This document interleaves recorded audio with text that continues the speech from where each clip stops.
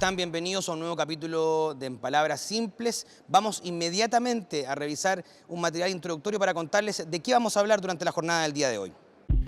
El Diccionario Panhispánico del Español Jurídico fue elaborado por la Real Academia Española y el Consejo General del Poder Judicial de España y dirigido por el catedrático Santiago Muñoz Machado.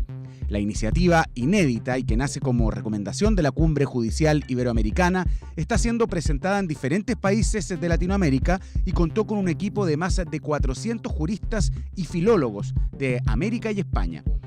Su principal objetivo es unificar en un solo diccionario las definiciones jurídicas de todos los países de habla hispana, con la finalidad de aportar al manejo claro del lenguaje jurídico por quienes no son especialistas y de esta manera llevar la justicia al alcance de todos.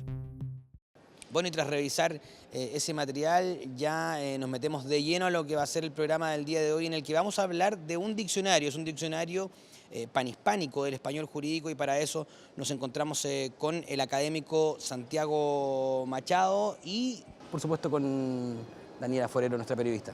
Gusto saludarte, René. Bienvenido a Chile, Santiago. Me gustaría preguntarte, bueno, sabemos que es primera vez que hay una alianza entre la RAE y la Corte Suprema Española. Si bien el Poder Judicial Español, si bien nos pudieses contar cómo nace esta iniciativa de crear este diccionario. Está conectado el Diccionario Panhispánico del Español Jurídico con los programas de lenguaje claro que están desarrollando las Cortes Supremas de todos los países iberoamericanos. En este sentido, el primer paso fue un acuerdo entre la Real Academia Española, RAE, y el Tribunal Supremo y el Consejo del Poder Judicial Español. Pero luego ese acuerdo se ha extendido a la totalidad de las Cortes Supremas de todos los países iberoamericanos, de modo que este es un producto de los lingüistas de todas las academias de la lengua, principalmente la Academia Española, y el Poder Judicial de todo el mundo hispánico. Hemos trabajado, sin embargo, para contribuir a la realización de la obra, pues más de 400 juristas de todo este ámbito cultural, de toda Hispanoamérica, y hemos concluido la obra y la hemos presentado primero en España en diciembre, con un acto muy solemne en la Universidad de Salamanca, que aprovechando que cumple 800 años de vida, estuvo el rey, Su Majestad el Rey Felipe VI también en el acto, y ahora hace unos días lo hemos hecho también en Quito, en la Cumbre Judicial Iberoamericana de Quito, donde ha habido también un acto muy solemne y muy hermoso, donde hemos tenido oportunidad de presentar la obra. Santiago, ¿cómo nace esta necesidad? ¿Tú detectas alguna falencia, algo que está faltando para poder promover esta idea, primero a la RAE también, que la suscribe, y también al Poder Judicial? Bueno, es una obra que es al mismo tiempo lingüística y de importancia jurídica. Lingüística porque la RAE nunca ha recogido los lenguajes especializados técnicos que dejó atrás del diccionario hace ya 3 siglos, cuando se empezó a formar. Tenía pendiente de hacerse diccionarios especializados y este es el primero y el más importante de ellos, porque la lengua del derecho es especialmente relevante. Luego también es de mucha importancia jurídica, pues nosotros constituimos una comunidad no solo lingüística, sino jurídica. La cultura jurídica común es muy importante mantenerla y fomentarla. Y en este sentido es una obra muy innovadora porque por primera vez en la historia se hace un diccionario panhispánico, es decir, con la ambición de recoger la totalidad del lenguaje de todos nuestros países, el que nos es común, que es la mayoría de los términos son comunes, y los particulares de cada uno de los estados, de manera que los juristas que han participado en la obra han aportado ese lenguaje particular o han corregido lo que era corregible del lenguaje general. Santiago, sabemos que este diccionario tiene más de 40.000 entradas. ¿A qué nos referimos con esto? ¿Qué ejemplo podríamos dar? Bueno, entradas en los diccionarios son entradas o términos o vocablos o lemas, lo que determina el orden alfabético de las diferentes informaciones que se contienen. Normalmente en los diccionarios puramente de la lengua son vocablos las entradas, es decir, palabras. En un diccionario jurídico tienen que ser palabras, pero también expresiones, locuciones, es decir, unidades léxicas, dicen los lexicógrafos, unidades léxicas complejas, compuestas por más de una palabra. Bueno, y el conjunto, en efecto, pues es de alrededor de 40.000 entradas. ¿Y se separan en áreas del derecho, por ejemplo, civil, penal, laboral? Se van expresando en cada entrada tanto la materia en la que corresponde, civil, procesal, administrativo, constitucional, y también si puede haber una marca territorial o de localización. España, cuando es un término de España, Chile, cuando es un término de Chile, se va marcando el país donde se utiliza ese concepto.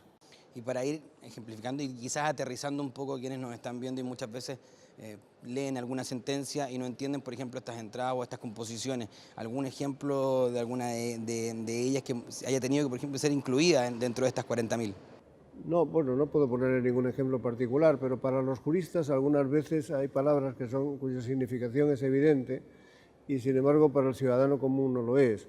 Ese diccionario debe ser útil para los juristas en primer lugar porque les orienta y les informa de lo básico, pero tiene que ser también útil para los periodistas como ustedes porque pueden manejar mejor y entender mejor las cosas jurídicas sobre las que informan. Y tiene que ser válido también para un ciudadano común y corriente. Es importante que sirva para todos. Digo, algunas palabras que para nosotros son comunes, para las personas que no son especializadas, pues les resulta compleja. Recuerdo que cuando me entrevistaron en las televisiones españolas, con ocasión de la primera presentación del diccionario, me preguntó el periodista, me abrió el diccionario y me enseñó la palabra incoar, ¿no?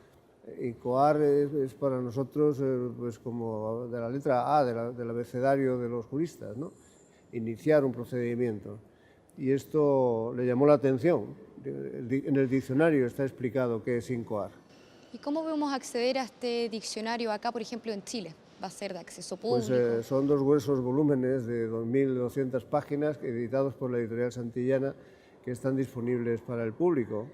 Algún día estamos trabajando en la posibilidad de tenerlo en versión digital y en red. No tardará mucho en ocurrir esto, pero cuando esto ocurra tenemos que engrandecerlo todavía más, porque esperamos que desde el diccionario se pueda acudir a consultar la legislación y las sentencias de los tribunales de todos nuestros países, e incluso los libros que se han publicado con comentarios doctrinales. Es decir, hemos cerrado la etapa de la impresión y tenemos el libro ya hecho y editado, y ahora se abre la etapa de lo digital, que nos puede llevar a constituir el libro de los libros, en el libro donde todo esté. Usted hablaba también del lenguaje claro. ¿Cómo ha sido el trabajo en conjunto que han tenido, por ejemplo, con la Cumbre Judicial Iberoamericana, que es un tema que está bastante en boga acá en Chile, no solamente a nivel del Poder Judicial, sino también a nivel de varias instituciones? ¿Ustedes se apoyan en base también a esta Cumbre Judicial Iberoamericana, claro, y esta iniciativa del lenguaje claro? Claro, el libro, el diccionario se apoyaba, decía al principio, en los programas de lenguaje jurídico claro. Salió de ahí, que defendía tanto la Corte chilena como todos los miembros de la Cumbre Judicial Iberoamericana. La idea es, para hablar claro, para hablar jurídicamente claro, lo primero necesario es que se conozca la significación de las palabras. Quien no entiende la significación de una palabra o de una expresión, malamente va a utilizarla bien, si vale esta contraposición. Malamente va a poder emplearla con rigor.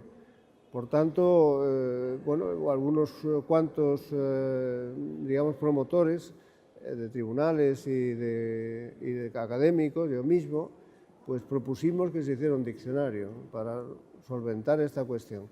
Los diccionarios jurídicos habitualmente son diccionarios de la ciencia, del derecho, se explica qué significa cada cosa, pero teniendo a la vista la legislación, la jurisprudencia, las opiniones doctrinales. No, este es un diccionario que se separa de esa tradición y es un diccionario de la lengua del derecho.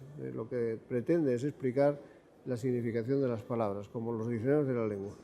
Perfecto, Santiago. Agradecemos que hayas tenido el tiempo de venir a hablar con nosotros acá en nuestro programa En Palabras Simples. René, también me despido de ti. Claro, un tema que está recién comenzando, recién en diciembre en España se lanzó este diccionario y ahora en nuestro país podríamos seguir hablando de este tema, que es un tema bastante interesante e incipiente. Por lo demás, este y el resto de los capítulos de En Palabras Simples los pueden ver allí en poderjudicialtv.cl también. Que estén muy bien.